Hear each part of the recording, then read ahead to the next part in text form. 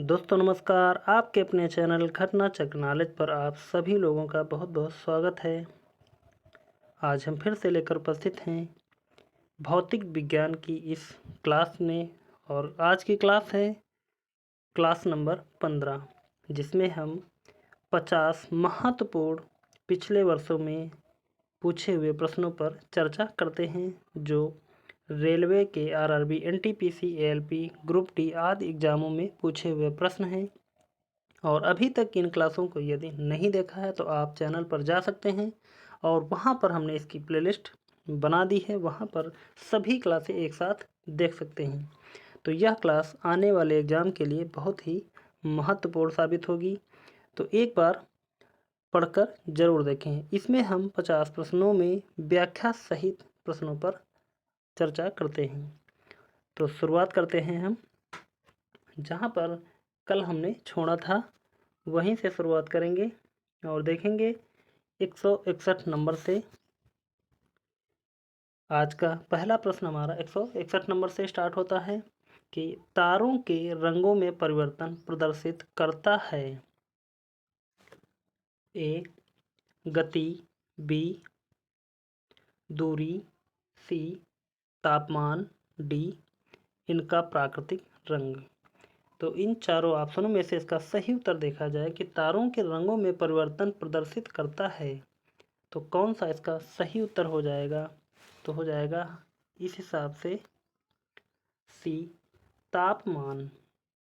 इसका यहाँ पर सही उत्तर हो जाएगा। और देखेंगे इसकी व्याख्या को। दिया है तारों के रंगों के परिवर्तन उनके तापमान को प्रदर्शित करता है। विभिन्न रंगों के तारों का ताप निम्न प्रकार है। नीले का क्या हो जाएगा? 50,000 के से 2800 के हो जाएगा। नीले श्वेत का देखें 28,000 के से 10,000 के। श्वेत का 10,000 के से 7500 के। श्वेत पीत का 7500 के से 6,000 के हो जाएगा। पीत का अगर देखा जाए 6,000 के से 4900 के। नारंगी का 4900 के से 3500 के। और लाल का देखा जाए तो 3500 के से 2000 के। तो इस प्रकार इस प्रश्न की हमने व्याख्या देखी और देखते हैं अगले प्रश्न की तरफ। अगला प्रश्न यहाँ पर दिया है श्रव्य परिसर में ध्वनि तरंगों की आवृत्ति क्या होती है? तो यहाँ पर 4 ऑप्शन दिए गए हैं, देखते हैं इनमें से। ए 20 हर्ट्ज से 20,000 हर्ट्ज। बी 0.5 हर्ट्ज से 5 हर्ट्ज।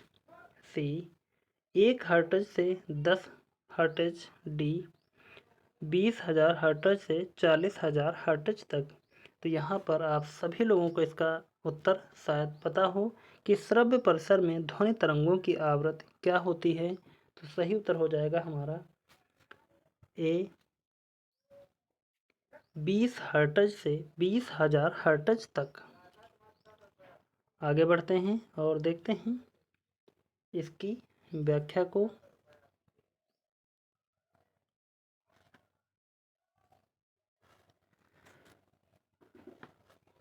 दिया है श्रव्य परिसर में ध्वनि तरंगों की आवृत्ति 20,000 हर्ट्ज से 20,000 हर्ट्ज के मध्य होती है। 20,000 हर्ट्ज से कम की आवृत्ति वाली ध्वनि तरंगें अवश्रव्य तरंगें तथा 20,000 हर्ट्ज से अधिक आवृत्ति वाली ध्वनि तरंगें पराश्रव्य तरंगें कहलाती हैं। बढ़ते हैं और देखते हैं अगला प्रश्न। अगला प्रश्न है निम्नलिखित में से किसका प्रयोग समुद्र की गहराई जानने, कोई मोटाई मापने, हिमशैल की स्थिति, धातुओं में त्रुटि जानने के लिए किया जाता है? तो इन सभी के लिए किया जाता है किस चीज़ का? ए पराश्रव्य तरंगें, बी एक्स किरणें, सी प्रकाश तरंगें, डी भाभा किरणें। तो इन चारों ऑप्शनों में से इसका सही उत्तर बताना है कि कौन सा सही उत्तर हो जाएगा। तो यहाँ पर देखें तो हो जाएगा हमारा पराश्रव्य तरंगें। आगे देखेंगे इसकी व्याख्या को एक बार। दिया है 20 हर्ट्ज से 20 किलो हर्ट्ज तक की आवृत्ति की तरंगें श्रव्य तरंगें कहलाती हैं। इसमें कम आवृत्ति की तरंगों को अश्रव्य तरंग और इससे अधिक आवृत्ति की तरंगों को पराश्रव्य तरंगें कहते हैं।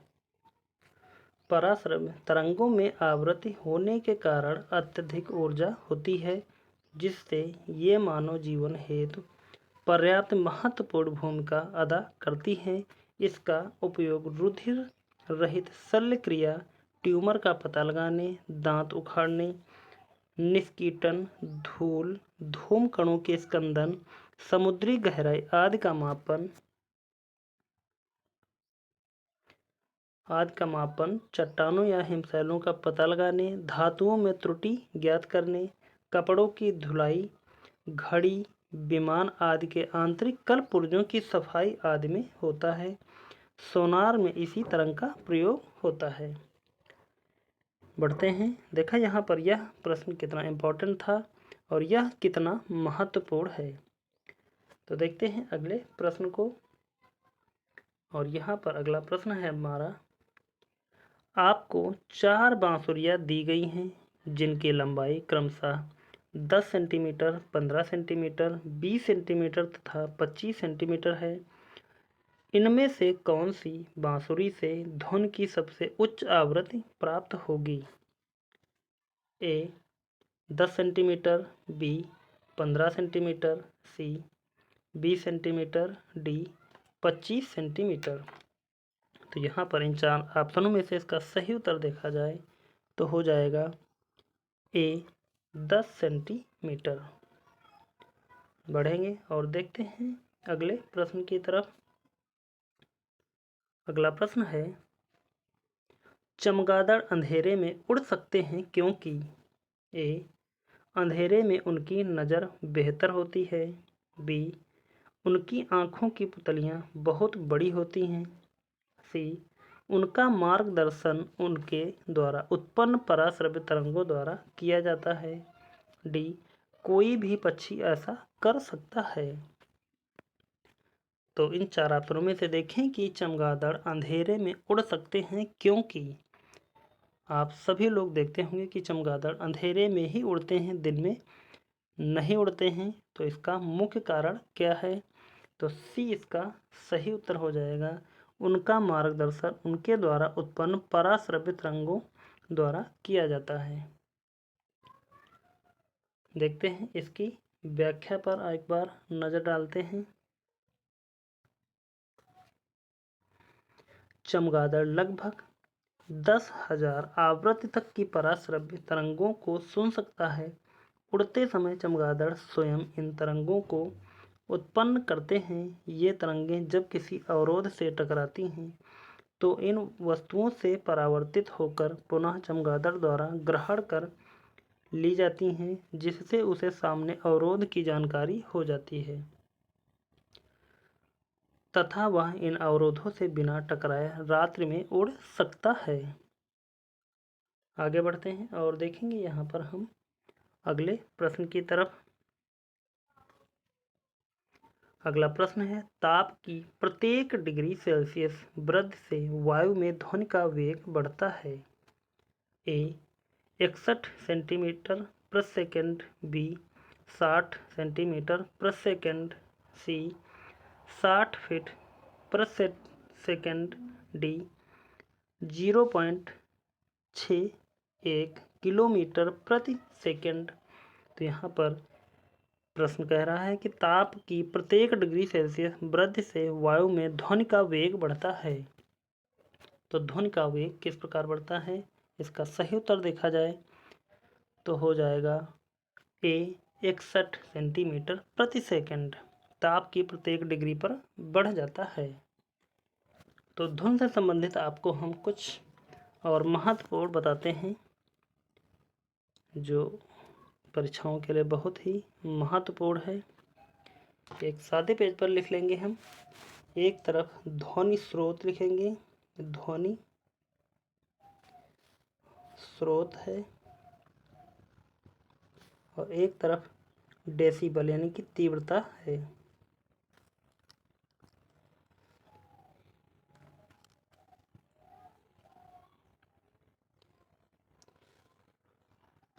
यानी कि साधारण बातचीत यहाँ पर देखी जाए, साधारण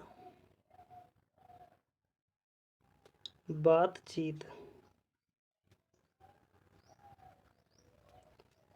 लिखने में तो कुछ मिस्टेक हो रहा है। यहाँ पर क्या किया जाए, इसको मिटाते हैं, हम ओरली बोलते हैं कि साधारण बातचीत जो है वह 30 से 40 dB के बीच की होती है। तेज बातचीत अगर देखा जाए, तेज कितना हो जाएगा, 50 से 60 dB। तेज संगीत या डीजे की आवाज़ कही जाए कि डीजे की आवाज़ लगभग कितनी होती है, तो आप मान लेना डीजे हो जाता है 85 से 90 dB, इसको मापा जाता है। पेड़ के पत्तों की सरसराहट की आवाज़ अगर पूछी जाती है, क्वेश्चन बनता है कि पेड़ के पत्तों की सरसराहट कितनी होती है, तो पेड़ के पत्तों की सरसराहट हो जाएगी 10 से 20 dB। आगे देखते हैं, सायरन या एम्बुलेंस पर जो सायरन बजता है वह हो जाएगी 110 से 120 dB। जेट विमान की बात की जाए, जेट विमान अगर देखा जाए तो यहाँ पर हो जाएगा 140 से 150 dB। औद्योगिक यंत्र यानी कि कारखानों से जो आवाज़ हमें आती है वह कितनी हो जाती है, यंत्र, औद्योगिक यंत्र, शॉर्टकट में सिर्फ लिख रहे हैं क्योंकि यहाँ लिखता ज़्यादा नहीं बनेगा, तो हम आपके लिए बताते जाएंगे 100 से 120 dB। और dB का यहाँ ध्यान रखना कि यह डेसिबल है। dB का अगर फुल फॉर्म देखा जाए तो डेसिबल हो जाएगा। सामान्य या फुसफुसाना, जैसे कि आदमी कोई साधारण बातचीत कर रहा है यानी कि सिर्फ एक दूसरे कान में बातचीत कर रहा है, तो वह भी 15 से 20 dB के बीच में आता है, 15 से 20 dB। सामान्य बातचीत कितने में आता है, वह सामान्य बातचीत जैसे दो लोग आपस में सामान्य बात कर रहे हैं तो वहाँ पर हो जाएगा हमारा 45 dB। और यह पता ही होगा कि मानव द्वारा श्रव्य तरंगों की आवृत्ति कितनी होती है, तो 20 से 20,000 हर्ट्ज तक। और पराश्रव्य ध्वनि तरंगें किसके द्वारा सुनी जा सकती हैं, तो वह हो जाएगा कुत्तों एवं डॉल्फिन मछलियों द्वारा, और यह अभी हमने जैसे कि बताया चमगादड़ों द्वारा। तो इन सभी के द्वारा पराश्रव्य ध्वनि तरंगों को सुना जा सकता है। और ध्वनि की चाल की बात करें अगर, कल हमने आपको बताया था, तो यहाँ पर आपको हम कुछ लिखकर बताते हैं कि ध्वनि की चाल आप एक बार एक पेन कागज़ और ले लीजिए, वहाँ पर लिख लीजिए कि सबसे अधिक विभिन्न माध्यमों में ध्वनि की चाल 25 डिग्री पर अगर देखा जाए, 25 डिग्री सेल्सियस पर कि किसमें किसकी चाल होगी, तो एल्युमिनियम की अगर बताएं, यहाँ एल्युमिनियम, और एल्युमिनियम की देखें कितनी चाल होती है ध्वनि की, 6420। स्टील की बात करें अगर, स्टील की हो जाएगी 6160। लोहा की अगर बात करें, राइटिंग तो गलत होगी, आप आवाज़ पर ध्यान देना। लोहा कितना हो जाएगा, 6150। कांच में अगर देखें ध्वनि की चाल, यह सब कितने डिग्री पर हैं, 25 डिग्री पर कांच की अगर बात करें तो हो जाएगा 4580।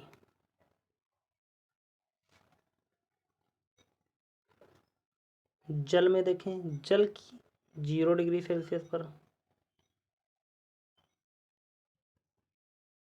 यह 0 डिग्री सेल्सियस पर है,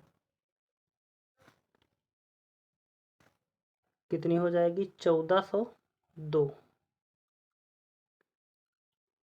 वायु की अगर देखें 0 डिग्री पर, वायु 0 डिग्री पर 332 मीटर प्रति सेकंड में यह सारी चाल निकल रही है। ऑक्सीजन की अगर देखें 0 डिग्री पर, ऑक्सीजन O2 यहाँ पर लिख दे रहे हैं, O2 कितनी हो जाएगी 316 मीटर प्रति सेकंड। हाइड्रोजन की अगर देखें H2 कितनी हो जाएगी 1286। आगे अगला पेज देखते हैं। 0 डिग्री पर नहीं, यह 25 डिग्री पर होगी। समुद्री जल की,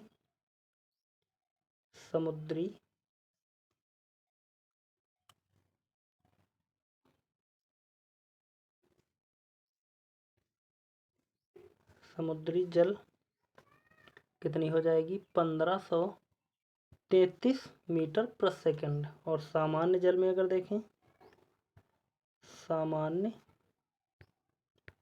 जल की बात करें तो यहाँ पर हो जाएगा 1493 मीटर प्रति सेकंड। तो यहाँ पर राइटिंग गड़बड़ है, आप इसको अपने एक जगह नोट्स में लिख लेना। पढ़ते हैं और आगे देखेंगे हम अगले प्रश्न की तरफ।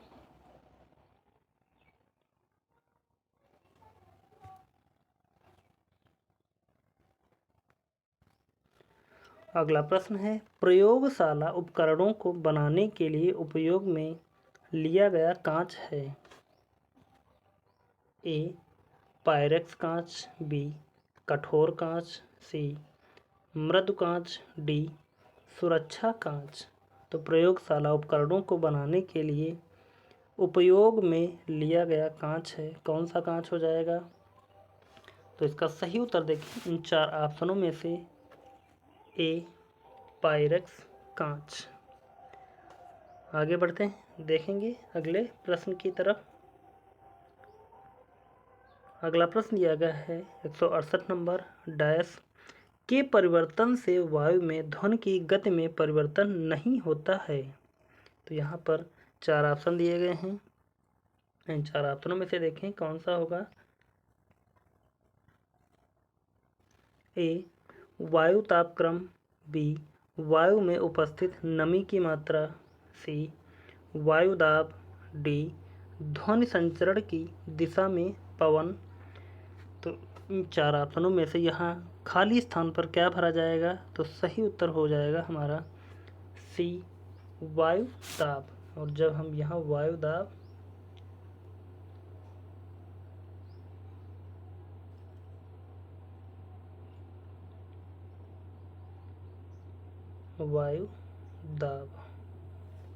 वायु दाब के परिवर्तन से वायु में ध्वनि की गति में परिवर्तन नहीं होता है।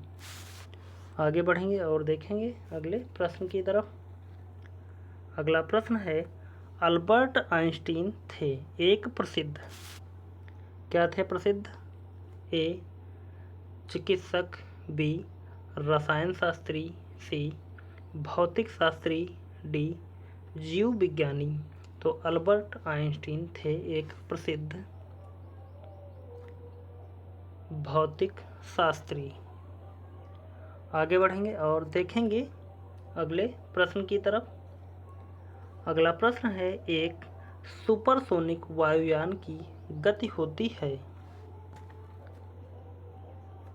ए ध्वनि की चाल के बराबर, बी ध्वनि की चाल से कम, सी ध्वनि की चाल से अधिक, डी प्रकाश की चाल के बराबर। तो यहाँ पर इन 4 ऑप्शनों में से इसका सही उत्तर देखा जाए कि एक सुपरसोनिक वायुयान की गति होती है, तो इन 4 ऑप्शनों में से उसका सही उत्तर हो जाएगा सी, ध्वनि की चाल से अधिक। देखेंगे इसकी व्याख्या को एक बार। दिया है, ऐसे वायुयान जिनकी गति ध्वनि की गति से अधिक होती है उसे सुपरसोनिक वायुयान कहते हैं। ऐसे वायुयान से उत्पन्न आवाज़ वायुयान से काफ़ी पीछे हो जाती है और वायुयान के आगे नहीं सुनाई पड़ती। आगे बढ़ेंगे और देखते हैं अगले प्रश्न की तरफ। अगला प्रश्न है यहाँ पर, सुपरसोनिक विमान किसको हानि पहुँचाता है? ए, आयन मंडल को, बी, क्षोभ मंडल को, सी, बाह्य मंडल को, डी, ओजोन परत को। तो इनमें से इन 4 ऑप्शनों में से इसका सही उत्तर देखा जाए कि सुपरसोनिक विमान किसको हानि पहुंचाता है, तो वह कौन सा ऑप्शन हो जाएगा? तो सही उत्तर देखें यहाँ पर डी हो जाएगा, ओजोन मंडल को या ओजोन परत को हानि पहुंचाता है। आगे बढ़ते हैं और देखते हैं इसके व्याख्या को एक बार। सुपरसोनिक विमान ओजोन मंडल के समीप अधिक ऊंचाई पर उड़ने वाला विमान है जिसमें अन्यास्थानिक ईंधन या एक्सटॉक्सिक फ्यूल जलने से नाइट्रोजन ऑक्साइड उत्सर्जित होता है जो ओजोन मंडल को ध्वनि या ओजोन मंडल को क्षति पहुंचाता है। आगे देखते हैं अगला प्रश्न। अगला प्रश्न है, पानी के अंदर ध्वनि सुनने का यंत्र कहलाता है? ए, ऑडियोमीटर, बी, ऑडियोफोन, सी, हाइड्रोमीटर, डी, हाइड्रोफोन। तो इन सभी में या चारों ऑप्शनों में से इसका सही उत्तर देखा जाए कि पानी के अंदर ध्वनि सुनने का यंत्र कहलाता है, तो कौन सा हो जाएगा इन 4 ऑप्शनों में से? सही उत्तर डी, हाइड्रोफोन। डी इसका सही उत्तर है कि पानी के अंदर ध्वनि सुनने का यंत्र है। आगे बढ़ते हैं और देखते हैं अगले प्रश्न से पहले इसकी व्याख्या को। पानी के अंदर ध्वनि तरंगों को हमारे कान ग्रहण नहीं कर पाते, इसलिए पानी में हमें ध्वनि नहीं सुनाई पड़ती। पानी में ध्वनि सुनने के लिए हाइड्रोफोन नामक यंत्र का उपयोग करना पड़ता है। बढ़ते हैं अगले प्रश्न की तरफ। अगला प्रश्न है हमारा, जब ध्वनि तरंगें वायु से पानी की ओर गमन करती हैं तब निम्नलिखित किस परिमाण में परिवर्तन नहीं होता? तो इन 4 ऑप्शनों में से इसका सही उत्तर देखें कि आवृत्ति में परिवर्तन नहीं होगा, बी, चाल में परिवर्तन नहीं होगा, सी, तरंग दैर्घ्य में परिवर्तन नहीं होगा, डी, इनमें से कोई नहीं। तो यहाँ पर इन चारों ऑप्शनों में से इसका सही उत्तर देखा जाए तो हो जाएगा ए, आवृत्ति में परिवर्तन नहीं होगा जब ध्वनि तरंगें वायु से पानी की ओर गमन करती हैं। बढ़ेंगे, देखेंगे इसकी व्याख्या को एक बार।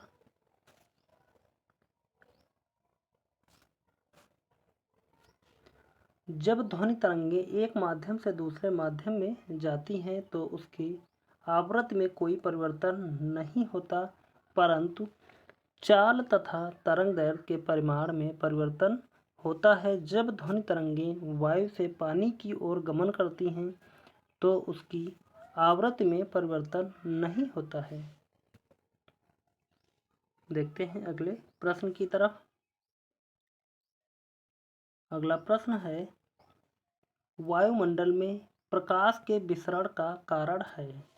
ए, कार्बन डाइऑक्साइड, बी, धूलकण, सी, हीलियम, डी, जलवाष्प। तो इन चारों ऑप्शनों में से इसका सही उत्तर देखें कि वायुमंडल में प्रकाश के विसरण का कारण है, तो यहाँ पर सही उत्तर हो जाएगा बी, धूलकण। के कारण प्रकाश का विसरण होता है वायुमंडल में। अगला प्रश्न देखेंगे यहाँ पर।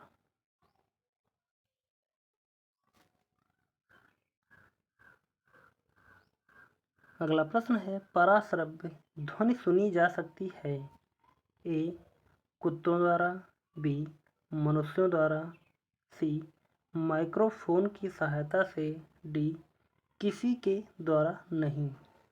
तो यहाँ पर जैसा कि अभी हमने बताया था, ए कुत्तों के द्वारा।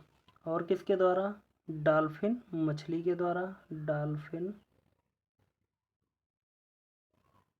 मछलियों के द्वारा। और किसके द्वारा? चमगादड़ों के द्वारा।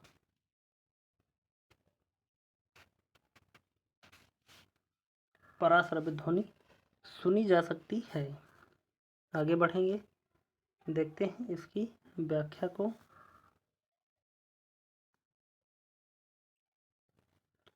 मनुष्य द्वारा सुनी जाने वाली ध्वनि 20 से 20,000 हर्ट्ज होती है, जबकि कुत्ते तथा बिल्लियों द्वारा 30 किलो हर्ट्ज से ऊपर की ध्वनि सुनी जा सकती है। आगे बढ़ेंगे और देखते हैं अगले प्रश्न को, और यहाँ से स्टार्ट करेंगे हम ग्रुप डी ऑनलाइन परीक्षा 2018 में पूछे हुए वस्तुनिष्ठ प्रश्नों पर चर्चा करेंगे। बढ़ेंगे अगले प्रश्न की तरफ। अगला प्रश्न यहाँ से स्टार्ट होगा हमारा 1 नंबर से। पहला प्रश्न है, प्रकाश सबसे अधिक गति से किसमें यात्रा करता है? ए पानी में, बी निर्वात में, सी वायु में, डी कांच में। तो इन चारों ऑप्शनों में से इसका सही उत्तर देखा जाए कि प्रकाश सबसे अधिक गति से किसमें यात्रा करता है, तो सही उत्तर हो जाएगा बी निर्वात में। और देखेंगे यहाँ पर इसकी व्याख्या को।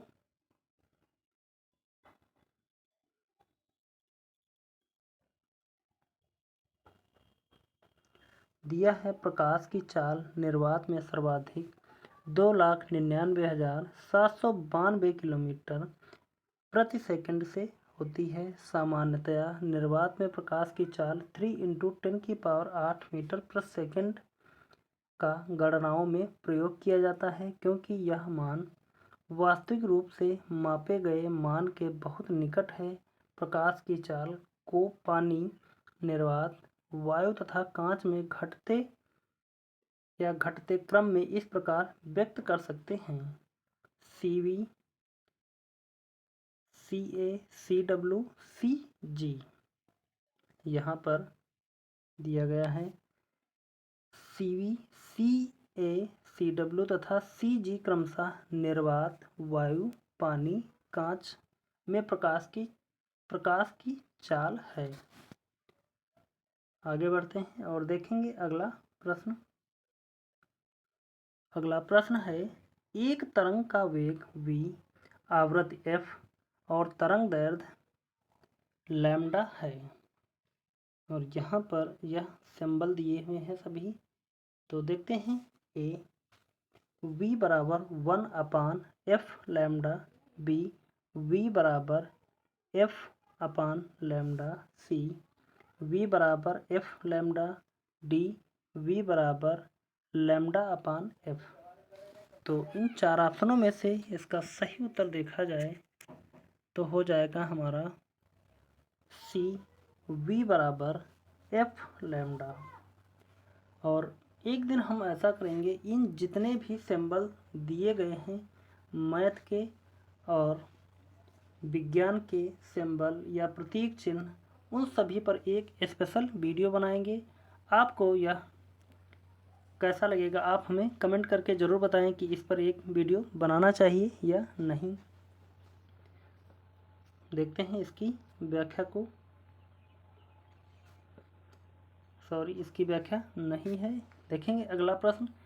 25 डिग्री सेल्सियस पर विभिन्न माध्यमों में ध्वनि की चाल के बारे में निम्नलिखित में से कौन से कथन सही या गलत हैं? तो ए और बी दो कथन दिए गए हैं और देखते हैं इनको। ए, जल समुद्री में ध्वनि की चाल 1531 मीटर प्रति सेकंड होती है। तो जैसा कि अभी हमने आपको बताया था कि समुद्री जल में ध्वनि की चाल 1531 किलोमीटर होती है। ये हमारा बिल्कुल सही है। बी देखते हैं। कांसे में ध्वनि की चाल 4700 मीटर प्रति सेकंड होती है।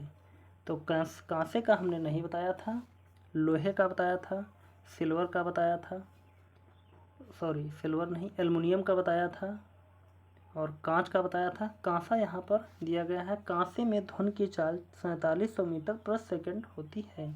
तो यह भी हमारा बिल्कुल सही है। उसी जगह पर आप यह भी नोट कर सकते हैं। तो इस प्रकार ए और बी हमारे दोनों सही हो जाएंगे और डी यहाँ पर इसका सही उत्तर हो जाएगा। बढ़ते हैं अगले प्रश्न की तरफ और उससे पहले हम देखेंगे इसकी व्याख्या को। 25 डिग्री सेल्सियस पर समुद्री जल में ध्वनि की चाल 1531 मीटर प्रति सेकंड तथा कांसे में ध्वनि की चाल 4700 मीटर से प्रति सेकंड होती है। अतः अभीष्ट उत्तर डी विकल्प सही होगा। आगे बढ़ते हैं और देखेंगे यहाँ अगले प्रश्न की तरफ। अगला प्रश्न है, ध्वनि तरंग 339 मीटर प्रति सेकंड की गति से यात्रा करती है यदि इसकी तरंग दैर्घ्य 1.5 सेंटीमीटर है तो तरंग की आवृत्ति क्या होगी? ए 226 हर्ट्ज, बी 2,26,000 हर्ट्ज, सी 22,600 हर्ट्ज, डी 2260 हर्ट्ज। तो यहाँ पर इन चार ऑप्शनों में से इसका सही उत्तर देखा जाए तो हो जाएगा हमारे पास सी 22,600 हर्ट्ज। यदि ध्वनि तरंग 339 मीटर प्रति सेकंड की गति से यात्रा करती है। आगे बढ़ेंगे और देखते हैं अगले प्रश्न की तरफ। अगला प्रश्न है, विस्फोट के कारण समुद्र के तल पर उत्पन्न तरंगे हैं। तो कौन सी तरंगे विस्फोट के कारण उत्पन्न होंगी? ए स्थिर, बी अनुप्रस्थ, सी अनुप्रस्थ एवं अनुदैर्ध्य दोनों, डी अनुदैर्ध्य। तो यहाँ पर इन चारों ऑप्शनों में से इसका यदि सही उत्तर देखा जाए कि विस्फोट के कारण समुद्र के तल पर उत्पन्न तरंगे होंगी तो इसका सही उत्तर हो जाएगा हमारा डी अनुदैर्ध्य तरंगे। आगे बढ़ेंगे और देखेंगे अगले प्रश्न की तरफ। अगला प्रश्न है, किसी माध्यम में एक कण द्वारा 2.5 सेकंड में पूर्ण की गई कंपनों की संख्या 40 है। तरंग की आवृत्ति है ए 50 हर्ट्ज, बी 16 हर्ट्ज, सी 8 हर्ट्ज, डी 25 हर्ट्ज। तो यहाँ पर इन चार ऑप्शनों में से इसका सही उत्तर देखा जाए तो हो जाएगा बी 16 हर्ट्ज। देखते हैं आगे अगले प्रश्न की तरफ। अगला प्रश्न है यहाँ पर, जब प्रकाश किसी चमकीली सतह पर आपतित होता है डैश परावर्तन की घटना घटित होती है। तो इन चार ऑप्शनों में से निकालना है कि कौन सी घटना घटेगी जब प्रकाश की चमकीली सतह पर आपतित होता है। ए आयनित, ए अनियमित, बी सामान्य, सी विसरित, डी नियमित। तो इन चारों ऑप्शनों में से इसका सही उत्तर देखा जाए तो हो जाएगा डी नियमित और यहाँ पर हम इस डैश में नियमित भर देंगे।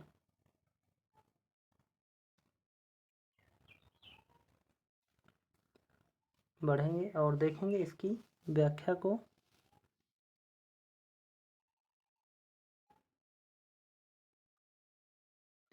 चमकीली सतह चिकनी तथा समतल होती है, अतः ऐसी सतहों पर जब प्रकाश आपतित होता है तो नियमित परावर्तन की घटना होती है, अर्थात इस दशा में परावर्तन के नियमों का पालन होता है। परावर्तन के नियमों के अनुसार किसी समतल परावर्तक तल पर आपतित प्रकाश किरण द्वारा तल के अभिलंब से बनाए गए कोण आपतन कोण एवं परावर्तित किरण द्वारा अभिलंब से बनाए गए कोण परावर्तन कोण का मान बराबर आपतित किरण, आपतन बिंदु, अभिलंब तथा परावर्तित किरण एक तल में स्थित होते हैं। आगे बढ़ेंगे और देखेंगे यहाँ हम अगले प्रश्न की तरफ। अगला प्रश्न है, किसी माध्यम में तरंग की गति 600 मीटर प्रति सेकंड है। यदि उसी माध्यम में किसी बिंदु से 1 मिनट में 600 तरंगें गुजर रही हों तो तरंग दैर्घ्य क्या होगी? ए 10 मीटर, बी 60 मीटर, सी 100 मीटर, डी 20 मीटर। तो इन चारों ऑप्शनों में से इसका सही उत्तर देखा जाए तो हो जाएगा बी 60 मीटर। किसी माध्यम में तरंग की गति 600 मीटर प्रति सेकंड है। यदि उसी माध्यम में किसी बिंदु से 1 मीटर में 600 तरंगें गुजर रही हों तो तरंग दैर्घ्य क्या हो जाएगी? 60 मीटर। बढ़ेंगे अगले प्रश्न की तरफ। अगला प्रश्न है, डैश में ध्वनि की गति सबसे तेज होती है। तो यहाँ पर 4 ऑप्शन दिए गए हैं। ए वायु में, बी पानी, सी स्टील, बी केरोसिन तेल। तो इन 4 ऑप्शनों में से इसका सही उत्तर देखा जाए तो हो जाएगा हमारा सी स्टील। और यदि इनका मान देखा जाए तो पानी में कितनी बताई थी अभी हमने? 332 मीटर प्रति सेकंड।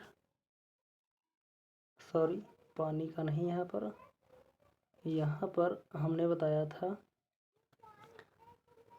वायु की 332 मीटर प्रति सेकंड और पानी की बताया था हमने 1402 मीटर प्रति सेकंड। स्टील की बताई थी 6160 मीटर प्रति सेकंड। और इससे अगर और यहाँ पर अगर एल्युमिनियम दिया होता है, एल्युमिनियम की हो जाती 6420 मीटर प्रति सेकंड। यदि लोहा होता यानी कि एफ ई की हो जाती 6150 मीटर प्रति सेकंड। और यहाँ कैरोसिन का लगभग में कुछ कंफर्म डाटा याद नहीं हमको, ये 1100 के समथिंग में होगा। एक बार इसको चेक कर लेना, बाकी हमने आपको बता दिए। आगे बढ़ते हैं और देखेंगे अगले प्रश्न की तरफ। उससे पहले हम थोड़ा सा इसकी व्याख्या पर भी नज़र डालेंगे। वायु, पानी, स्टील तथा केरोसिन तेल, इन सभी में ध्वनि की चाल भिन्न भिन्न होती है तथा इनमें से स्टील में ध्वनि की चाल सर्वाधिक होती है। आगे बढ़ते हैं और आप लोग जब याद करें नोट्स में लिख लेना और उनके मान के साथ में जब याद करेंगे तो आपको कभी भी कोई परेशानी नहीं होगी। और एक बार याद कर लिया तो आप भूलेंगे नहीं। आगे बढ़ते हैं, देखते हैं अगला प्रश्न। किसी दर्पण की फोकस लंबाई 15 या लंबाई +15 है तो यह है ए उत्तल दर्पण, बी अवतल दर्पण, सी डबल लेंस, डी समतल दर्पण। तो इन चारों ऑप्शनों में से इसका सही उत्तर देखा जाए तो हो जाएगा ए उत्तल दर्पण। यदि किसी दर्पण की फोकस लंबाई +15 है तो यह है उत्तल दर्पण। देखते हैं इसकी व्याख्या को। दिया है निर्देशांक ज्यामिति की चिन्ह परिपाटी के अनुसार किसी दर्पण का ध्रुव यदि मूल बिंदु पर हो तथा आपतित प्रकाश किरणें बाईं ओर से आकर परावर्तक तल पर आपतित हों तो दर्पण के ध्रुव से बाईं ओर मापी जाने वाली दूरियां ऋणात्मक मान तथा दाईं ओर मापी जाने वाली दूरियां धनात्मक होती हैं।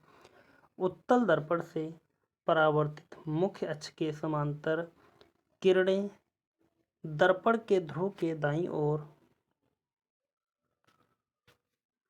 स्थित फोकस बिंदु से निकलती हुई प्रतीत होती हैं। अतः +15 सेंटीमीटर फोकस लंबाई वाला दर्पण उत्तल दर्पण होगा। आगे बढ़ते हैं और देखेंगे अगला प्रश्न। अगला प्रश्न है, एक ध्वनि स्रोत 400 हर्ट्ज आवृत्ति और 2.5 मीटर तरंग दैर्ध्य की तरंगें भेजता है। ध्वनि तरंगों की चाल क्या होगी? ए 1000 मीटर प्रति सेकंड, बी 10,000 मीटर प्रति सेकंड, सी 100 मीटर प्रति सेकंड, डी 10 मीटर प्रति सेकंड। तो इन चारों ऑप्शनों में से इसका सही उत्तर देखें तो हो जाएगा ए 1000 मीटर प्रति सेकंड। आगे बढ़ेंगे और देखते हैं अगले प्रश्न की तरफ। अगला प्रश्न है, पूछ रहा है कि लेंस का सूत्र है। तो यहाँ पर 4 ऑप्शन दिए गए हैं, ए बी सी डी। तो लेंस का सूत्र इनमें से कौन सा हो जाएगा? तो हम डायरेक्ट बताते हैं कि लेंस का सूत्र हमारा हो जाएगा बी 1/v माइनस 1/u बराबर 1/f होता है लेंस का सूत्र। आगे बढ़ेंगे और देखेंगे अगले प्रश्न की तरफ। अगला प्रश्न है, वस्तु को जब डैश रखा जाता है तो अवतल दर्पण एक आभासी, सीधा और अभिवर्धित छवि बनाता है। ए एफ और पी के बीच में, बी अनंत पर, सी और एफ के बीच में, डी सी से परे या दूर। तो इन 4 ऑप्शनों में से देखें इसका सही उत्तर की 14 नंबर का, वस्तु को जब डैश रखा जाता है, कैसे रखा जाता है? ए एफ और पी के बीच में जब वस्तु को एफ और पी के बीच में रखा जाता है तो अवतल दर्पण एक आभासी, सीधा और अभिवर्धित छवि बनाता है। तो इस प्रकार ए वाला हमारा सबसे उपयुक्त ऑप्शन है। आगे बढ़ेंगे और देखेंगे यहाँ इसकी व्याख्या को। अवतल दर्पण के फोकस एफ तथा ध्रुव पोल के बीच रखी गई वस्तु का प्रतिबिंब दर्पण के दूसरी ओर सीधा, आभासी तथा वस्तु से बड़ा बनाता है। अगला प्रश्न देखते हैं। अगला प्रश्न है यहाँ पर, 25 डिग्री सेल्सियस पर विभिन्न माध्यमों में ध्वनि की चाल के बारे में निम्नलिखित में से कौन से कथन सत्य असत्य हैं? नंबर 1, जल समुद्री में ध्वनि की 1531 मीटर प्रति सेकंड होती है। तो यहाँ पर ए वाला ऑप्शन अगर देखा जाए, नंबर 1 हमारा बिल्कुल सत्य हो जाएगा। नंबर 2 में देखें, हवा में ध्वनि की चाल 346 किलोमीटर प्रति सेकंड होती है। तो यहाँ पर अभी हमने बताया था कि हवा में ध्वनि की चाल 332 मीटर प्रति सेकंड होती है। वह भी कितने पर? 0 डिग्री सेल्सियस पर। तो यहाँ पर हमारा 2 वाला गलत हो जाएगा। इस प्रकार हमारा बचा सिर्फ ऑप्शन 1 ए हमारा सही उत्तर हो जाएगा। आगे बढ़ेंगे और देखेंगे अगले प्रश्न की तरफ। अगला प्रश्न है, जब एक वस्तु को उत्तल लेंस की 2f1 स्थिति पर रखा जाता है तो छवि का आकार क्या होता है? ए कम, बी पूर्ववत, सी बहुत कम, डी विशालित। तो इन चारों ऑप्शनों में से इसका सही उत्तर देखें तो हो जाएगा पूर्ववत, यानी कि बी इसका सही उत्तर हो जाएगा। जब एक वस्तु को उत्तल लेंस की 2f1 स्थिति पर रखा जाता है तो छवि का आकार पूर्ववत होता है। देखते हैं इसकी व्याख्या को। दिया है उत्तल लेंस के लिए यदि किसी वस्तु को लेंस के 2f1 या 2f2 फोकस दूरी f के दोगुने पर दूरियों पर रखा जाए तो प्रतिबिंब भी वस्तु के ही आकार का बनता है। इस प्रकार बने प्रतिबिंब की दूरी भी लेंस से दूसरी ओर 2f दूरी पर होती है। अगला प्रश्न देखते हैं। अगला प्रश्न है हमारा, निम्न में से असंगत विकल्प का चयन करें। ए पार्श्विक अक्ष, बी ध्रुव, सी वक्रता त्रिज्या, डी मुख्य अक्ष। तो इन चारों ऑप्शनों में से इसका सही उत्तर देखा जाए कि निम्न में से असंगत विकल्प का चयन करना है जिसमें, तो सही उत्तर हो जाएगा हमारा ए पार्श्विक अक्ष। देखते हैं इसकी व्याख्या को।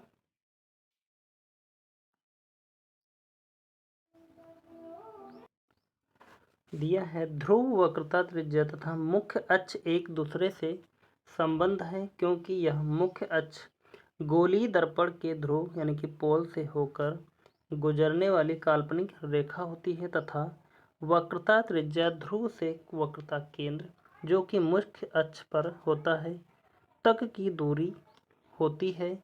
अर्थात ध्रुव वक्रता त्रिज्या तथा मुख्य अक्ष पर परस्पर संबंधित है लेकिन पार्श्विक अक्ष का दर्पण से कोई संबंध नहीं है। आगे बढ़ेंगे और देखते हैं अगले प्रश्न की तरफ।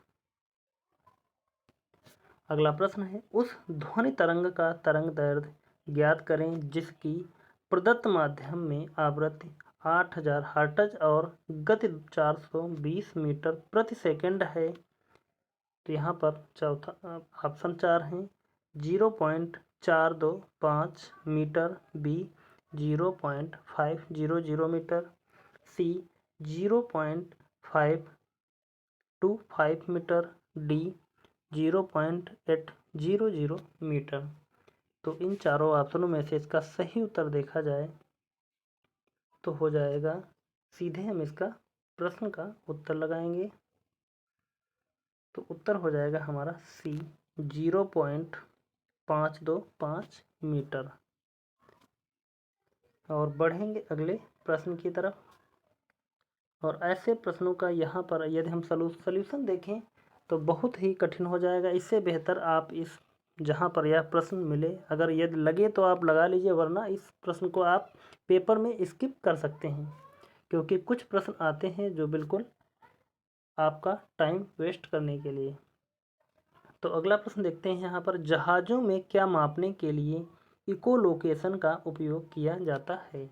ए पानी की गहराई, बी समुद्री वनस्पति की सघनता, सी प्रकाश की गहराई, डी मछलियों की सघनता। तो इन चारों ऑप्शनों में से इसका सही उत्तर देखें कि जहाज़ों में क्या मापने के लिए इकोलोकेशन का उपयोग किया जाता है। तो यहाँ पर सही उत्तर हो जाएगा हमारा ए पानी की गहराई। आगे बढ़ेंगे और देखते हैं अगले प्रश्न की तरफ, या इसकी सबसे पहले हम व्याख्या देखेंगे फिर हम बाद में अगला प्रश्न देखेंगे। जहाज़ों में इकोलोकेशन द्वारा पानी की गहराई मापी जाती है। यह कार्य जहाज़ों में लगे सोनार उपकरण द्वारा किया जाता है। इसमें पराध्वनिक तरंगें यानी कि अल्ट्रासाउंड वेव प्रयुक्त की जाती हैं।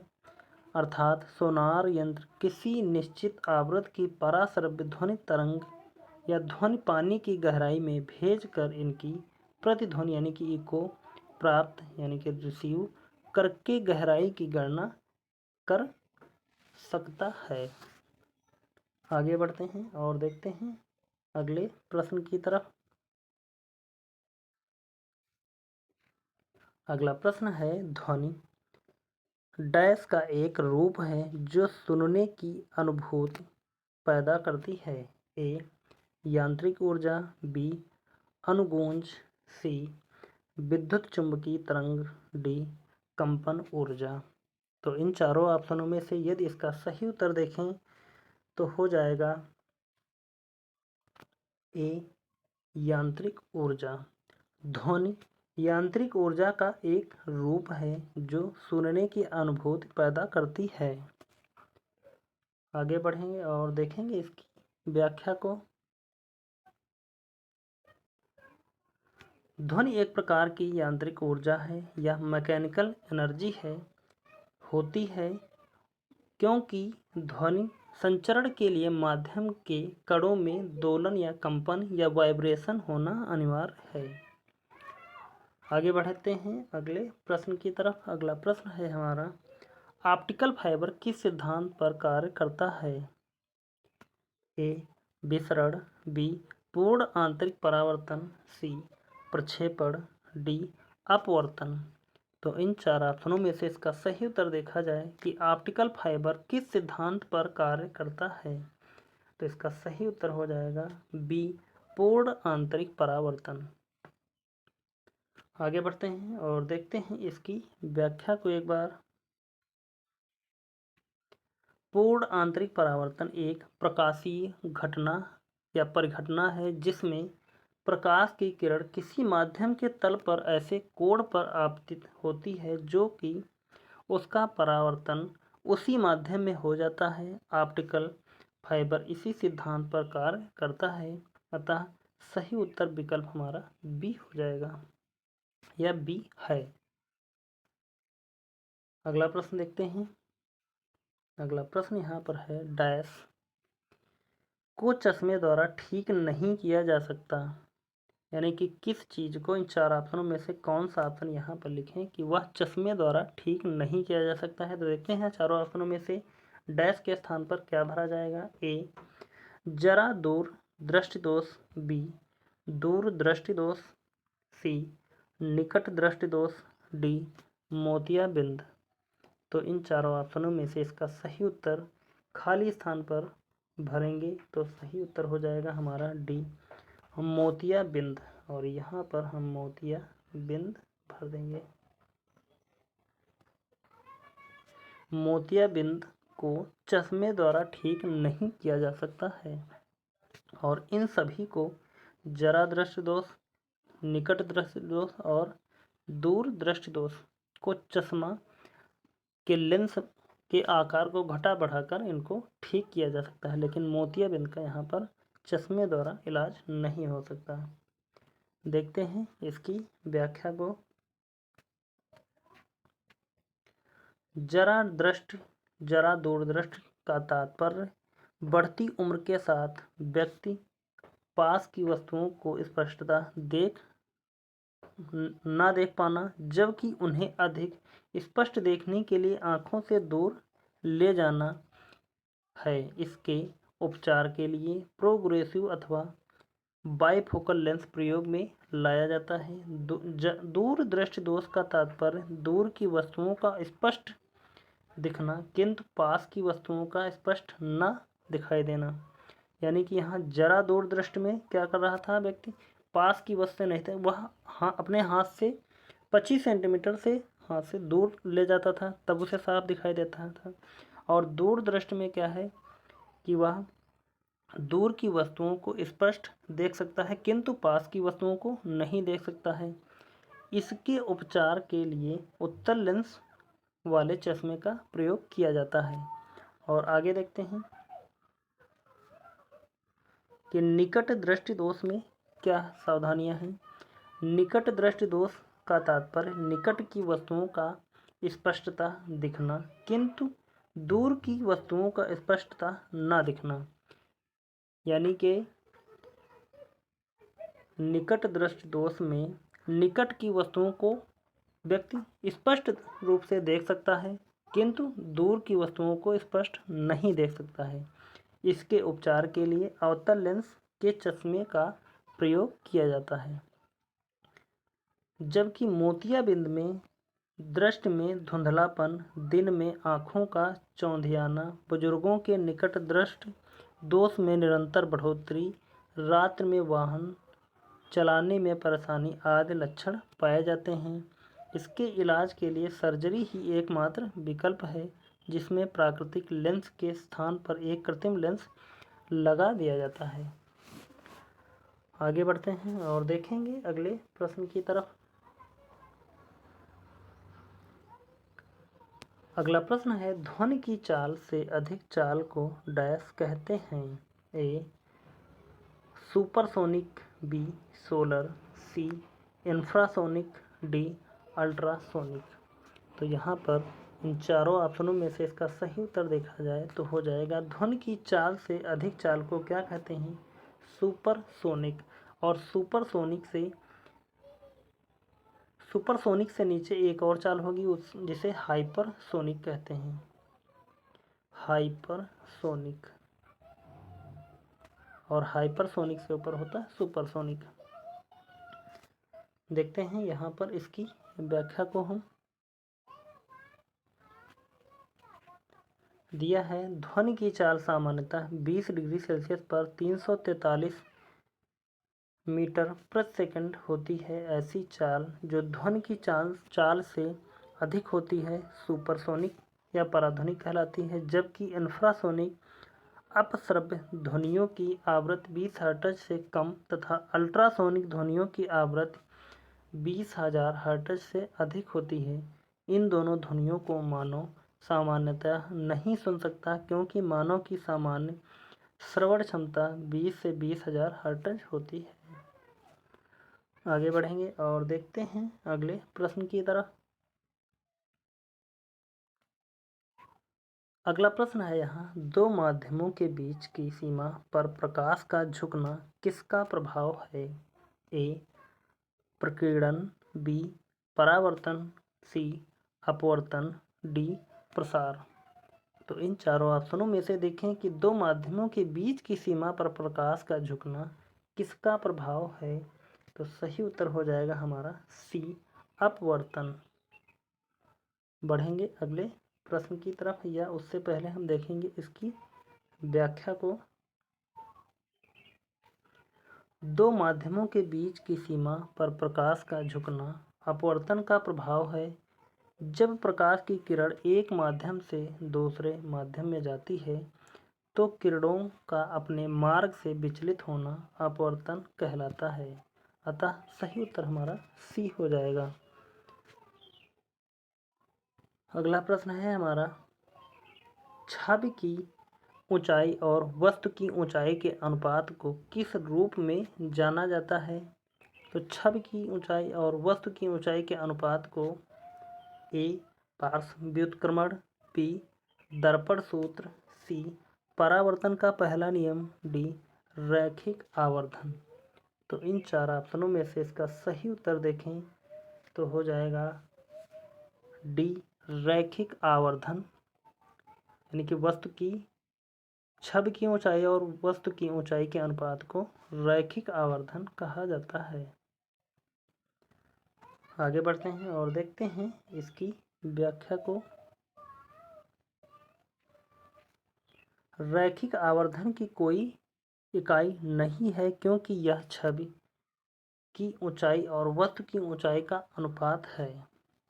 अतः डी हमारा विकल्प सही है। और देखेंगे अगले प्रश्न की तरफ।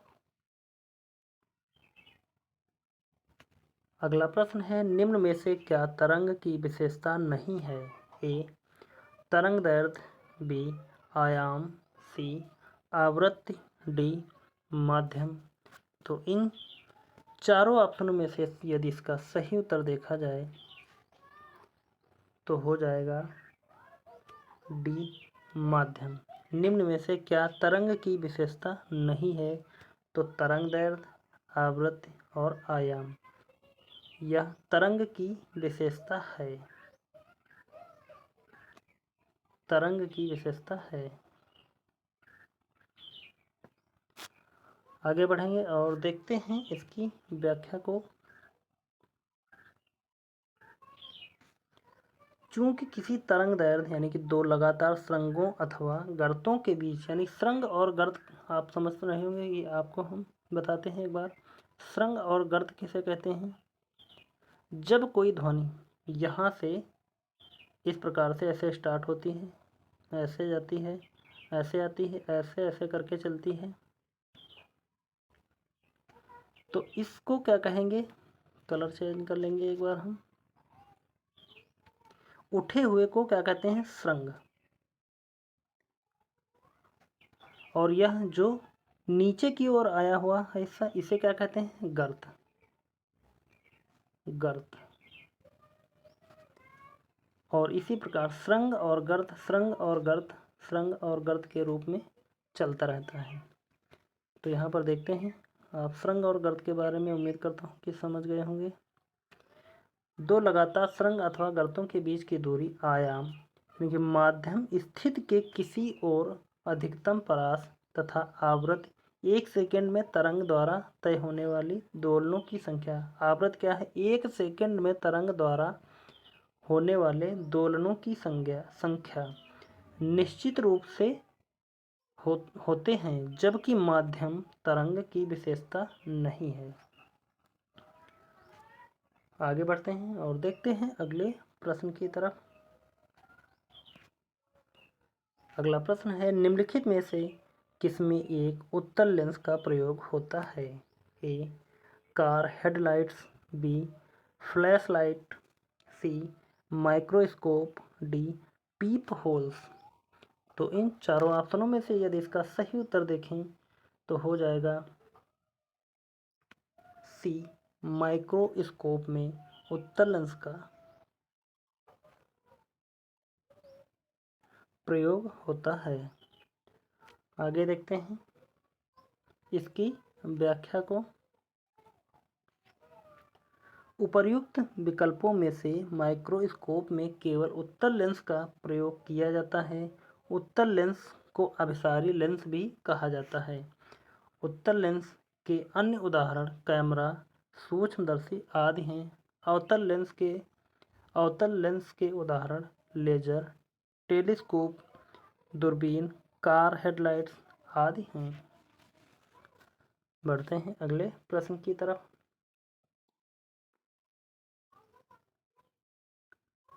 अगला प्रश्न है, प्रकाश ऊर्जा से पानी के अणु के विखंडन की प्रक्रिया को डैश कहा जाता है। ए विकिरण अपघटन, बी विद्युत अपघटन, सी प्रकाश अपघटन, डी ताप अपघटन। तो इन चारों ऑप्शनों में से इसका सही उत्तर हो जाएगा सी, प्रकाश अपघटन। प्रकाश ऊर्जा से पानी के अणु के विखंडन की प्रक्रिया को प्रकाश विघटन का या प्रकाश अपघटन कहा जाता है। बढ़ते हैं और देखते हैं इसकी व्याख्या को। प्रकाश ऊर्जा से पानी के अणुओं के विखंडन की प्रक्रिया को प्रकाश अपघटन या फोटोलाइसिस कहा जाता है। अगला प्रश्न।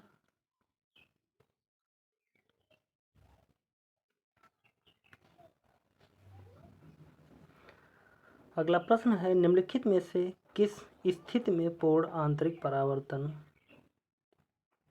यानी कि जब आपतन कोण क्रांतिक कोण से अधिक होता है हो सकता है जब प्रकाश यात्रा करता है?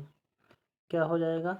ए शीशा से हीरा, बी हीरा से हवा, सी हवा से जल, डी हवा से शीशा।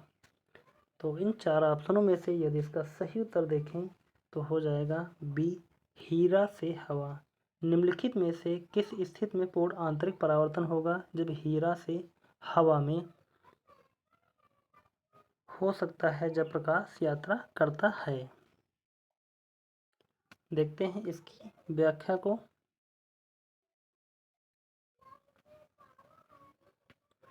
यदि प्रकाश की किरण सहन माध्यम में विरल माध्यम में गति करती है, यदि आपतन कोण क्रांतिक कोण से अधिक होता है तो किरण वापस उसी माध्यम में परावर्तित हो जाती है। यह घटना पूर्ण आंतरिक परावर्तन कहलाती है।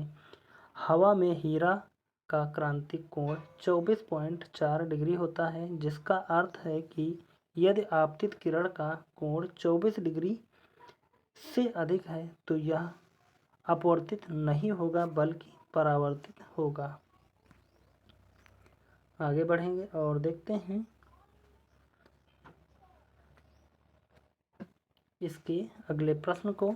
अगला प्रश्न है, प्रकाश संश्लेषण की दर किस रंग के प्रकाश में अधिकतम होती है? ए बैंगनी, बी हरा, सी लाल, डी पीला। तो प्रकाश संश्लेषण की दर अधिकतम होती है, तो इन चार ऑप्शनों में से इसका सही उत्तर हो जाएगा हमारा सी लाल। और देखेंगे इसकी व्याख्या को। प्रकाश संश्लेषण की दर लाल रंग के प्रकाश में अधिकतम होती है। लाल के बाद बैंगनी रंग के प्रकाश में यह क्रिया सबसे अधिक होती है। ये दोनों रंग क्लोरोफिल द्वारा सर्वाधिक मात्रा में अवशोषित किए जाते हैं। आगे बढ़ते हैं और देखेंगे अगला प्रश्न। यहाँ पर 31 नंबर, उस पुनरावृत्ति या पुनरावर्ती परावर्तन को क्या कहा जाता है जिसके कारण ध्वनि की निरंतरता का आभास होता है? ए प्रतिध्वनि, बी गूंज, सी परावर्तन, डी सोनिक बूम। तो इन चार ऑप्शनों में से इसका सही उत्तर देखें तो हो जाएगा हमारा ए प्रतिध्वनि, रीवाइब्रेशन। उस पुनरावर्ती परावर्तन को क्या कहा जाता है? तो कहा जाएगा प्रतिध्वनि, जिसके कारण ध्वनि की निरंतरता का आभास होता है। आगे देखेंगे इसकी व्याख्या को। दिया है, जिसके कारण ध्वनि की निरंतरता का आभास होता है, उस पुनरावृत्त परावर्तन को ध्वनि कहा जाता है। स्पष्ट प्रतिध्वनि सुनने के लिए मूल ध्वनि तथा परावर्तित ध्वनि के बीच कम से कम 0.1 सेकंड का समयांतराल अवश्य होना चाहिए। आगे बढ़ेंगे और देखेंगे अगले प्रश्न की तरफ। टार्च, सर्च लाइट और वाहन की हेडलाइटों में प्रकाश का शक्तिशाली समानांतर किरण पुंज उत्पन्न करने के लिए सामान्यतः किस प्रकार के दर्पणों का उपयोग किया जाता है? ए अवतल, बी उत्तल, सी बाइफोकल, डी बेलनाकार। तो इन चारों ऑप्शनों में से इसका सही उत्तर देखें कि टार्च, सर्च लाइट और वाहन की हेडलाइटों में प्रकाश का शक्तिशाली समानांतर किरण पुंज उत्पन्न करने के लिए सामान्यतः किस प्रकार का दर्पण प्रयोग में लाया जाता है? तो यहाँ पर सही उत्तर हो जाएगा हमारा ए अवतल दर्पण। देखते हैं इसकी व्याख्या को। अवतल दर्पण का उपयोग टार्च, सर्च लाइट, आँख, कान, नाक के डॉक्टर द्वारा उपयोग दाढ़ी बनाने में तथा सोलर कुकर में किया जाता है। बढ़ते हैं, अगला प्रश्न देखेंगे।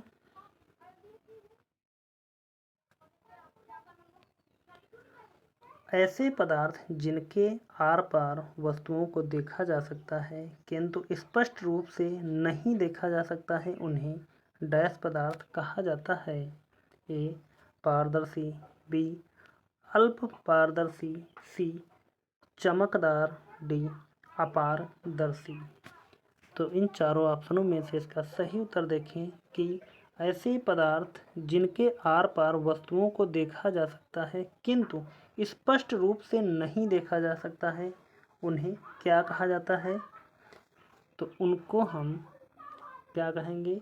तो इसका सही उत्तर यहाँ पर देखें बी अल्प पारदर्शी। और जिनको पूर्ण रूप से जिनके पार देखा जाए उनको क्या कहेंगे? तो वह पारदर्शी हो जाएंगे। तो यहाँ पर हमारा जिनमें पूर्ण रूप से नहीं देखेंगे तो वह अल्प पारदर्शी हो जाएंगे, यानी कि कुछ दिखाई देता है कुछ नहीं दिखाई देते, यानी कि कुल मिलाकर हो जाएगा कि धुंधला दिखाई देता है, पूर्ण रूप से समझ नहीं सकते हैं कि उस पार क्या चीज़ है।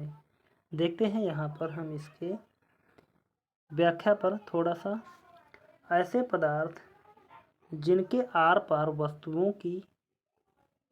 वस्तुओं को देखा तो जा सकता है किंतु स्पष्ट रूप से देखा नहीं जा सकता है, उन्हें अल्प पारदर्शी पदार्थ कहा जाता है।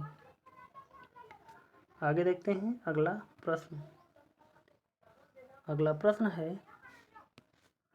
पराध्वनिक यानी कि अल्ट्रासाउंड तरंगों के संबंध में इनमें से कौन सा कथन गलत है?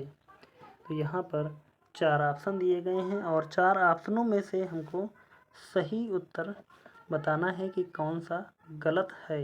यानी कि 3 सही उत्तर दिए गए हैं और एक चारों ऑप्शनों में से गलत है और उसी को हमें छांटना है। तो देखते हैं ए वाला ऑप्शन क्या कह रहा है। पराध्वनिक तरंगे दोषपूर्ण स्थानों से वापस परावर्तित नहीं होती हैं। तो यहाँ पर हमारा तो पहला ही कुछ डाउट में लग रहा है। देखते हैं आगे।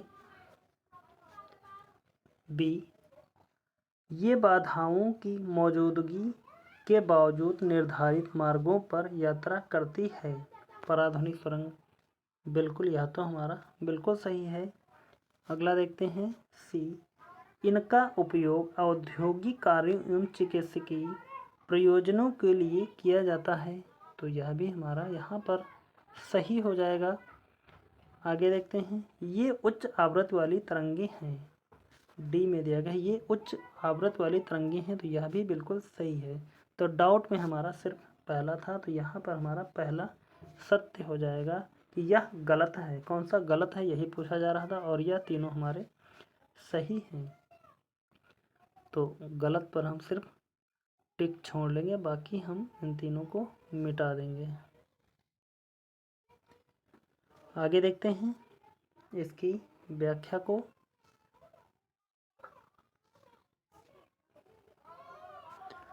पराध्वनिक तरंग या तरंगे धातु के ब्लॉक से गुजारी या प्रेषित की जाती हैं और प्रेषित तरंगों का पता लगाने के लिए संसूचकों का उपयोग किया जाता है। यदि थोड़ा सा भी दोष होता है तो पराध्वनिक तरंगें परावर्तित हो जाती हैं, जो दोष की उपस्थिति को दर्शाती हैं। शेष कथन सही हैं। आगे बढ़ेंगे और देखेंगे अगले प्रश्न की तरफ। अगला प्रश्न है, सोनार एक ऐसा उपकरण है जिसमें डैश वस्तुओं की दूरी, दिशा और गति को मापने के लिए पराश्रव्य तरंगों का उपयोग किया जाता है। ए, अंतरिक्ष में। बी, पानी के अंदर। सी, हवा में। डी, जमीन पर। तो यहाँ पर सोनार का उपयोग या सोनार उपकरण का उपयोग कहाँ पर किया जाता है या पराश्रव्य तरंगों। तो इस 35 नंबर क्वेश्चन का सही उत्तर देखा जाए तो हो जाएगा हमारा बी, पानी के अंदर। और सोनार का यदि फुल फॉर्म देखा जाए, साउंड, छोड़ो इसको, आप हमें कमेंट करके बताना है कि साउंड का या सोनार का फुल फॉर्म क्या होता है, राडार का फुल फॉर्म क्या होता है, या आप इस पर एक वीडियो चाहते हैं कि फुल फॉर्म पर एक वीडियो बनाए। तो आप हमें कमेंट में कमेंट करके ज़रूर बताएं, तो हम आपके लिए जितने भी फुल फॉर्म हैं उन सभी पर एक ही वीडियो में आपके सामने लेकर उपस्थित होंगे। तो आप हमें कमेंट करके ज़रूर बताएं। देखते हैं इसकी व्याख्या को और आप हमें इसका तो उत्तर कमेंट में कमेंट करके ज़रूर बताएं। सोनार एक ऐसा उपकरण है जिसमें पानी के अंदर वस्तुओं की दूरी, दिशा और गति को मापने के लिए पराश्रव्य तरंगों का उपयोग किया जाता है। सोनार का पूर्ण रूप तो यहाँ पर पहले ही आपको मिल गया। तो साउंड, नेविगेशन एंड रैंकिंग। तो यहाँ पर आपको सोनार का मिल गया, लेकिन आप राडार का हमें बता देना और उस पर वीडियो बनाना है या नहीं बनाए आप हमें कमेंट में कमेंट करके ज़रूर बताएं। बढ़ते हैं अगले प्रश्न की तरफ। हाइपरमेट्रोपिया या दूर दृष्टि दोष से पीड़ित व्यक्ति के लिए निकट दृष्टि बिंदु सामान्य निकट दृष्टि बिंदु डैश अधिक दूर स्थित होता है। तो यहाँ पर इन 4 ऑप्शनों में से सही उत्तर देखें तो हो जाएगा डी 25 सेंटीमीटर।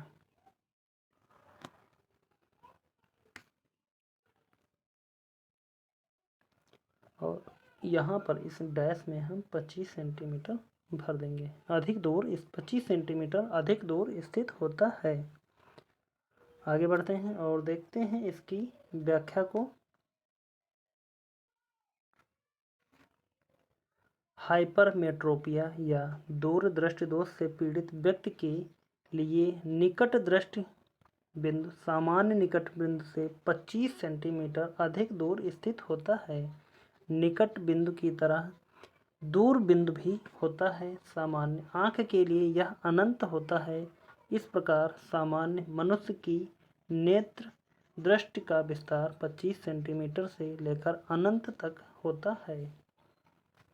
आगे बढ़ेंगे और देखते हैं अगले प्रश्न की तरफ। अगला प्रश्न है, प्रकाश डैश में संचरित होता है। यानी कि प्रकाश किसमें संचरित होता है कहने का मतलब, ए ऊर्ध्व रेखा, बी क्षैतिज रेखा, सी सीधी रेखा, डी वक्र रेखा। तो इन 4 ऑप्शनों में से इसका सही उत्तर देखें तो हो जाएगा सी, प्रकाश सीधी रेखा में संचरित होता है। तो यहाँ पर हम सीधी रेखा में संचरित होता है। बढ़ेंगे और देखेंगे इसकी व्याख्या पर एक बार नज़र डालेंगे। प्रकाश वह ऊर्जा है जिसके प्रभाव से हम वस्तुओं को देख पाते हैं। प्रकाश विद्युत चुम्बकीय विकिरण के रूप में एक सीधी रेखा में गमन करता है। निर्वात में प्रकाश की अधिकतम चाल 3 × 10 की पावर 8 मीटर प्रति सेकंड होती है। आगे बढ़ते हैं और देखते हैं अगले प्रश्न की तरफ।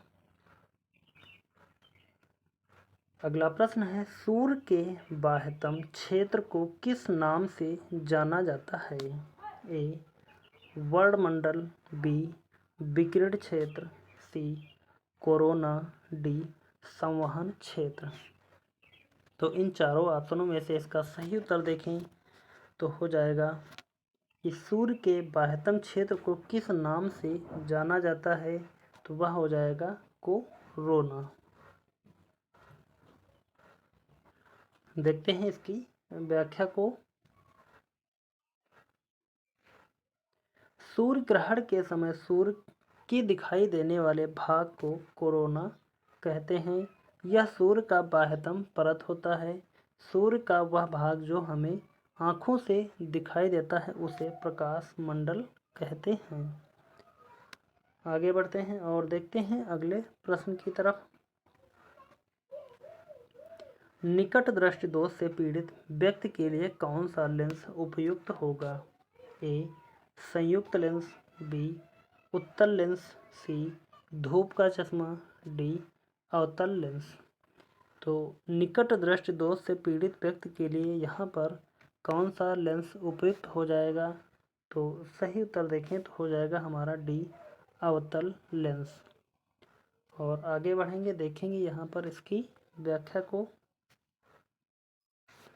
इस रोग से ग्रसित व्यक्ति नज़दीक की वस्तु को देख लेता है परंतु दूर की वस्तु को नहीं देख पाता है। निकट दृष्टि दोष के निवारण के लिए उपयुक्त फोकस दूरी के अवतल लेंस का प्रयोग किया जाता है। आगे बढ़ते हैं और देखते हैं अगले प्रश्न की तरफ।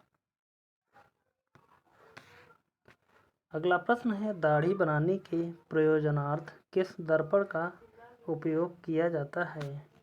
ए अपारदर्शी, बी अवतल, सी उत्तल, डी पारदर्शी। तो जैसा कि अभी हमने बताया था कि दाढ़ी बनाने के लिए किस दर्पण का प्रयोग किया जाता है, तो वह हो जाएगा हमारा बी अवतल दर्पण।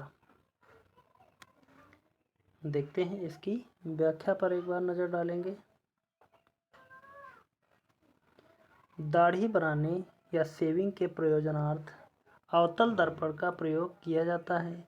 ऐसा इसलिए किया जाता है कि जब चेहरा अवतल दर्पण के ध्रुव यानी कि पी तथा फोकस F के बीच होता है तो दर्पण में चेहरे का बड़ा, सीधा तथा आभासी प्रतिबिंब बनता है।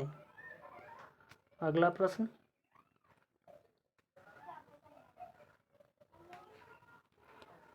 है निम्न में से कौन सा वस्तु से बड़ा आभासी प्रतिबिंब निर्मित कर सकता है? ए, अवतल दर्पण, बी, उत्तल दर्पण, सी, समतल दर्पण, डी, अवतल लेंस। तो इन चारों ऑप्शनों में से देखें तो हो जाएगा हमारा ए, अवतल दर्पण। देखते हैं इसकी व्याख्या को। दिया है, अवतल दर्पण में वस्तु का प्रतिबिंब वस्तु से बड़ा और आभासी बनता है। इसका प्रयोग डॉक्टरों द्वारा आँख, कान, नाक, गले का परीक्षण करने, कारों, टार्च तथा स्कूटरों की हेडलाइट में किया जाता है। तो यहाँ पर आज के जितने भी 50 से 60 के बीच में हमारे प्रश्न थे, उन सभी पर हमने चर्चा की और आपको यह उम्मीद करता हूँ कि यह वीडियो बहुत ही अच्छा लगा होगा। और यदि अच्छा लगा है तो प्लीज़ आप हमें कमेंट करके ज़रूर बताएं और सेशन को लाइक कर दें। और चैनल को सब्सक्राइब नहीं किया है तो प्लीज़ चैनल को सब्सक्राइब कर लें और इस क्लास को ज़्यादा से ज़्यादा शेयर कर दें। और इसकी अभी तक आप लोगों ने अगर पिछली क्लासों को नहीं देखा है तो प्लीज़ आप सभी लोग चैनल पर जाइए और वहाँ पर सभी की प्लेलिस्ट हमने बना दी है। आप उस प्लेलिस्ट से पिछली क्लासों का आनंद उठा सकते हैं, जिसमें हमने पॉलिटी की कुछ क्लासें पढ़ाई थी वह पढ़ी हुई हैं, और भौतिक विज्ञान की जो हमारी श्रृंखला चल रही उसकी, और एशेंट हिस्ट्री की जो क्लासें हैं वह पूरा, और उसके बाद में मेडिवल हिस्ट्री की यानी कि दिल्ली सल्तनत और मुग़ल काल के जितनी भी क्लासेस हैं सभी की प्लेलिस्ट बनाकर तैयार हो गई है। आप वहाँ पर प्लेलिस्ट में जाइए और क्लासों का आनंद ले सकते हैं और हमें कमेंट करके ज़रूर बताएं कि आपको यह क्लासेस कैसी लगती हैं। तो मिलते हैं फिर अगली क्लास में, तब तक के लिए धन्यवाद। जय हिंद। आपका समय शुभ हो।